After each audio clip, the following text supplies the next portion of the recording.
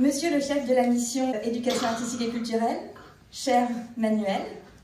Madame l'inspectrice, directrice d'académie adjointe des services départementaux de l'éducation nationale, Mesdames, Messieurs les inspectrices et inspecteurs de l'éducation nationale, Mesdames, Messieurs les conseillères et conseillers pédagogiques, départementaux et de circonscription,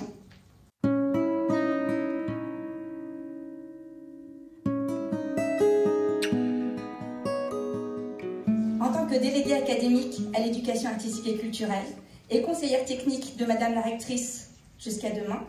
et de Monsieur le recteur à partir d'après-demain, je vous souhaite, en leur nom, en mon nom et au nom de toute l'équipe de la DAC, la bienvenue dans ce lieu d'art et de culture pour penser ensemble notre politique académique d'éducation artistique et culturelle dans le premier degré. Ce séminaire n'arrive pas par hasard aujourd'hui, loin de là, et je laisserai dans quelques instants mon adjoint Sylvain vous en faire le récit. Car tout d'abord, ce que j'ai à cœur de partager avec vous au seuil de cette journée,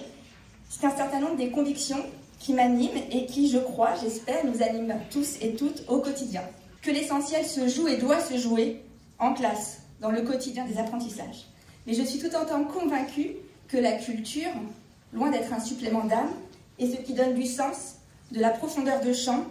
au savoir, ce qui les relie entre eux, ce qui fait passer en quelque sorte l'école de la 2D à la 3D et même à la 4D, je dirais. L'EAC, c'est le bon endroit pour ouvrir l'école sur le monde, en articulant culture patrimoniale et culture vivante, contemporaine. Je suis également convaincue que nous avons le devoir d'offrir à nos élèves une pluralité de voies possibles pour construire leur rapport au monde et que l'EAC leur permet d'ajouter une corde à leur arc et à leur lyre. L'art est une modalité essentielle, sensible, d'accès à la pensée humaine, que la rationalité n'épuise pas le réel et que la rencontre avec des artistes et des œuvres d'art, la pratique artistique et les expériences artistiques renforcent le sentiment d'appartenir et de participer à l'aventure humaine. J'ai encore envie de croire que l'EAC, c'est l'endroit où il est possible de faire coexister des dynamiques en partie contradictoires, que sont celles de la culture et celles de l'art. Et je crois que c'est l'endroit où l'on peut travailler l'articulation entre le collectif, le singulier et à toutes les échelles, depuis le national jusqu'à l'échelle de chacune de nos classes. Mais comment fait-on concrètement de l'EAC aujourd'hui, à l'heure où nos moyens s'annoncent en baisse, où nous croulons sous la multiplicité de nos missions, etc. Eh bien concrètement, je n'esquiverai pas la question. Mais pour le moment, je vous répondrai volontiers parcours de l'élève, territorialisation de l'EAC et même, j'ose, adage. Le PEAC a 10 ans et cet anniversaire nous apparaît comme l'occasion de le réinvestir pour mieux le penser. Et nous, aujourd'hui, on a vraiment envie de penser cette politique académique avec chacune et chacun d'entre vous. C'est pour ça qu'on avait à cœur de tous vous retrouver ici, aujourd'hui. Pour garantir l'accès de toutes et de tous à l'art et à la culture, c'est un enjeu fort en termes d'égalité des chances et sur un territoire tel que celui de notre académie, c'est central. L'idée de faire du PEAC un élément clé de chaque projet d'école et de faire en sorte qu'il ne repose plus, car c'est encore le cas parfois, sur une addition de bonne volonté et d'envie individuelle,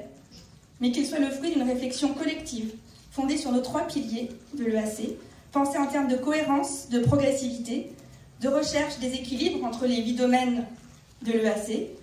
de recherche des équilibres entre ce qui se joue à l'école et sur ce qui se joue hors de l'école, car nous défendons tout autant la présence des artistes à l'école que la présence des élèves, des enfants dans les lieux d'art et de culture. Et pour cela, s'emparer de cet outil qui est adage, recenser non pas seulement pour recenser, mais pour permettre ce pilotage ancré dans le réel, et ce à toutes les échelles, depuis l'école, la circonscription, le département, l'académie et jusqu'au national, ça nous permettrait de garantir une lisibilité des parcours pour les élèves et pour leurs familles aussi. Alors rassurez-vous, nous ne vous avons pas fait vous déplacer aujourd'hui depuis les 4 coins de l'académie pour une formation adage, mais bien parce que nous sommes convaincus que mettre l'EAC au cœur de l'école est un enjeu fort du moment, qu'il y a là un endroit précieux pour continuer à questionner, à penser le réel avec nos élèves, d'augmenter l'humanité en chacune et chacun d'entre nous. Merci.